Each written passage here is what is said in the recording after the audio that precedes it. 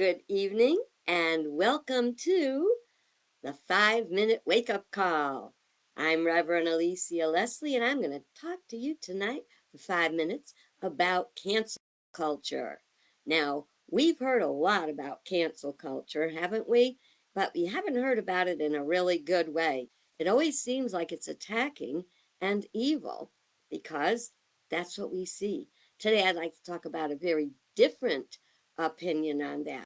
Now, I've seen things change a lot in my birthday last week in my 79 years. Oh, I know. I don't look a day over 78, but that's living right, I guess.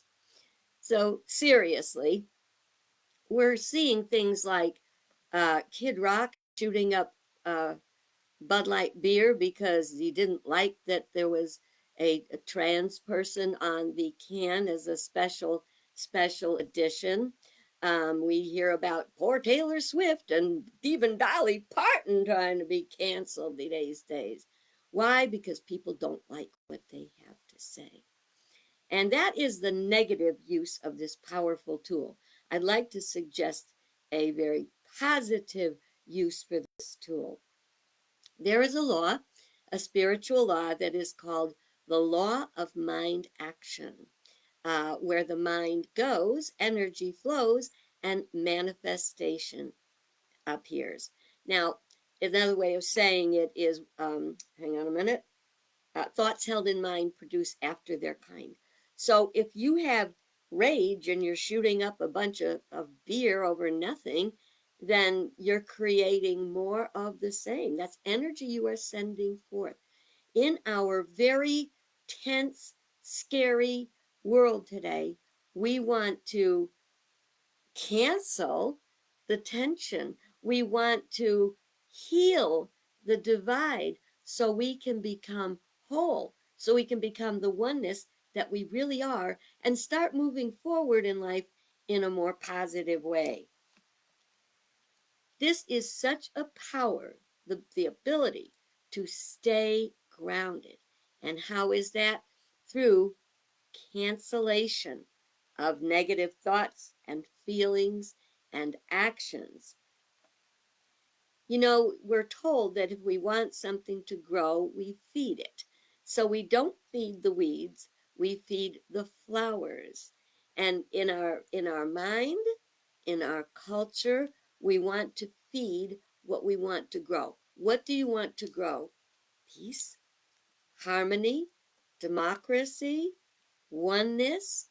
This is really important during this the election cycle because people are throwing back and forth and it's very hard to understand what's up with the news. We're going to talk about that another day. But for right now, we are sticking to cancel culture. I was applying for ministerial school and I had interviews. And if they, by the time they gave you two interviews, you were either in or out. I got a third interview. That meant they weren't very sure about me. I went to a friend and I was, throwing my misery on her. Oh my God, what's going to happen? And she says, stop right now. Cancel and erase. Love, love, love. Don't hold those thoughts. And that has been a powerful lesson for me to continue to learn to let go of the negative thoughts that really impair my ability to have peace. And the mind of peace precedes all healing, all wholeness. We must come to a place of peace. How do we do that? We have to cancel out fear. We have to cancel out doubt. We have to stay grounded because when we are grounded, we think right thoughts, we take right action. And that's what I would like to invite you to do as you're challenged with fear and doubts. Stop. God is in charge. All good is in charge. So it doesn't mean your problems are going to go away. You pay attention. You learn. You do what is yours to do. And then from that point on, with your fears, with your doubts, cancel and erase. Love, love, love.